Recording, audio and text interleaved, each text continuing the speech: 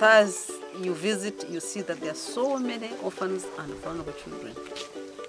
Every little effort that you can do makes a difference, for sure.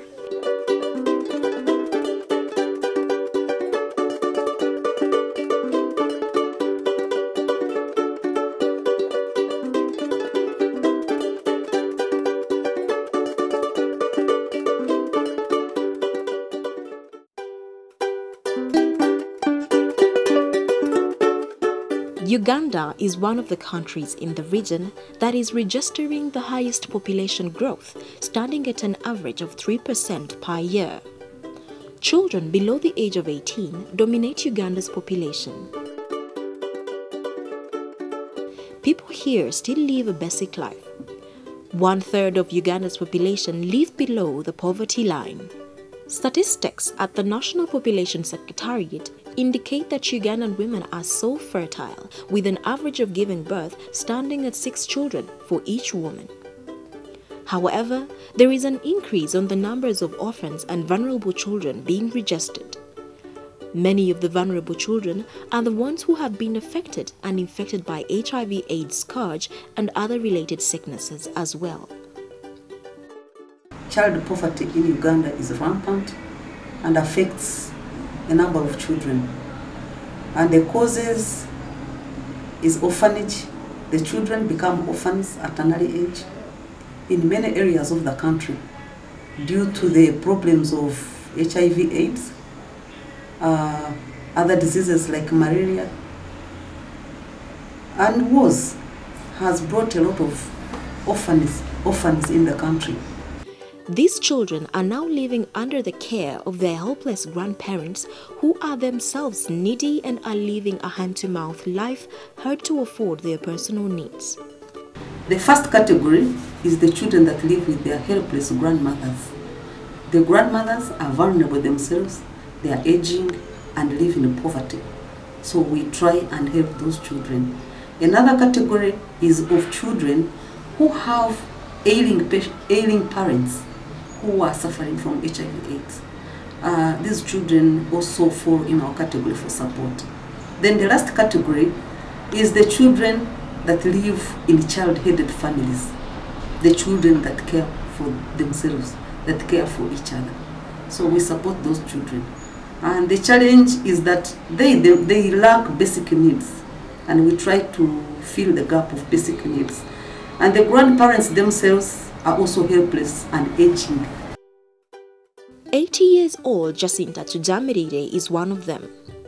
She is a grandmother looking after her 6 grandchildren. They are children to her 2 sons who were working in Kampala and have since passed away after they contracted HIV. Tujamirire is not only struggling with looking for food and school fees for her grandchildren, but also looking for money to build a new house, as her current house has been invaded by termites, though the house was already getting outlived.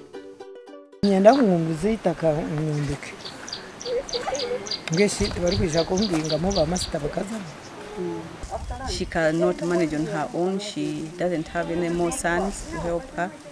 But we people around her as a community are the sons and daughters of this old woman. So we should have a heart to come and help her and put up a good shelter. At least she can raise these children to a certain level before she retires.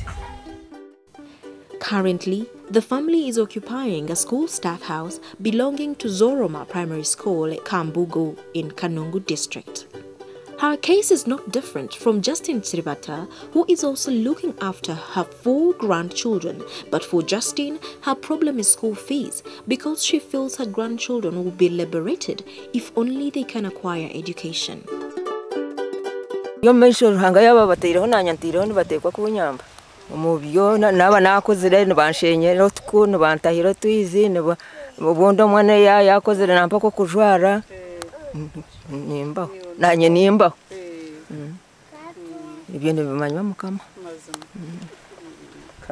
The children have now resorted to fending for the family, putting in balance the future of their education. The problem is not only limited to grandmothers. The other challenge cropping up is the increasing number of single mothers. These mothers have either lost their husbands to HIV and other related illnesses or have been divorced. They are looking after children and their livelihood is dependent on land productivity. These women have no ownership over land. Enid Mugisha is a widow who lost her husband to HIV before they acquired land as they lived on the family land. Enid now has to part with some money to rent a piece of land for cultivation to enable her to produce food for family consumption and the balance for sale as well. Ndiyo mufakazi ntinde chinyine mbwenu bashanga ntinde chinyine chona nukuchake cyo kurebereza abana n'ekitabo kirukundemo nakajwaro kabo kakundemo nyoni ndengwe kina bintine hati nchine nkeri itaka nkaruguru hati nkabana bari no bashu nkana yenze ngo bashitani abo buteye basize akasente nkanki humkwekora ukwekorera kubekwandemo tine kantu kwana ko kubasa kuguza nkiya mwaka sene. Evelyn Friday is also in a similar situation after she lost her husband and has gone an extra mile to adopt other orphans in the family where she was married.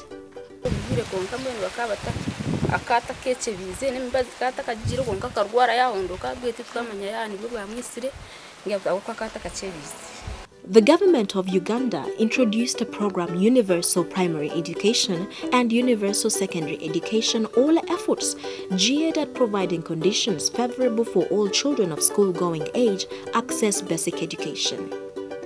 This has not greatly helped these young children under the care of their grandmothers who can hardly earn $1 in a month to buy the basic needs for a child going to school, which include uniform, books and other scholastics necessary for school children. Organizations are currently taking the challenge head-on and are trying to respond using multi-sector approach. Entebbe Women Association, EWA, is one of them that are currently making an intervention in the districts of Wakiso, Rukunjiri and Kanungu to help children under the care of grandmothers and other vulnerable orphans access education. So we intervened by taking the children to school. We pay for them school fees. We buy for them scholastic materials and other school requirements.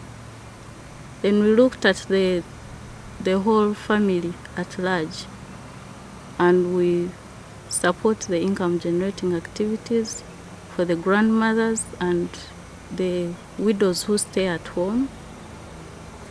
We built water tanks for the grandmothers because they can't go to fetch water in their old age, and where they get the water from is very far from their homes. So when the children are at school, they can't manage to go and fetch the water for themselves. So we constructed the water tanks for the grandmothers to have water which is clean and in a shorter distance. Entebbe Women Association is an organization that was formed in 1995 with a major goal to foster development through various interventions to eradicate poverty and help Ugandans appreciate nature through management and sustainable use of their environment. Under their scholarship fund, EWA is currently caring for about 70 children in these 3 districts where they operate with funding from members of the Heritage Village, Vineland, Ontario, Canada, as well as individual persons from British Columbia, Sweden, Norway and the United Kingdom. Some of the children confess that the future of their education is not anymore doomed as they find time to read, which was not the case while still at their village schools. It has given us a lot of care because we were unable to pay our school fees ourselves. And this affirms the justification why EWA opted to take most of the children under the scholarship program into boarding schools. These children whom we support, we opt to take them to boarding schools, mainly because they do not have enough time to themselves to cope with their workload in education. They don't have time to read, they don't have time to do the homeworks, they have to fetch water, they have to fetch firewood, they have to cook for themselves. So we think that if they go to boarding schools, where they cook for them, they will be able to join other children and be able to compete with other children. Because at the end of the day, they're expected to perform like other privileged children who have everything. Some of the funders of our education scholarship program take time to visit these children, which helps them have an understanding of the problem. Well, what can I say? I mean, it's awful conditions that many of these children are living under. And you feel, I don't know, you feel powerless. You wish that you could do more. And I don't know what to say really. You just think a lot. Hope is slowly returning to these children as EWA believes that with increased funding, many orphans would soon be reached out to as the scholarship continues to roll out. Next time you visit Rukunjiri, make an effort to visit Godfrey Aturinda and Namanya Susan, the two children who were left by their mother in a house after the death of their father. They look after each other and are beneficiaries of the EWA scholarship. They have been isolated by their immediate relatives and are living alone in this house during holidays. Their livelihood is dependent on the neighbors who provide handouts in form of food. We hope that we shall get the support for these children.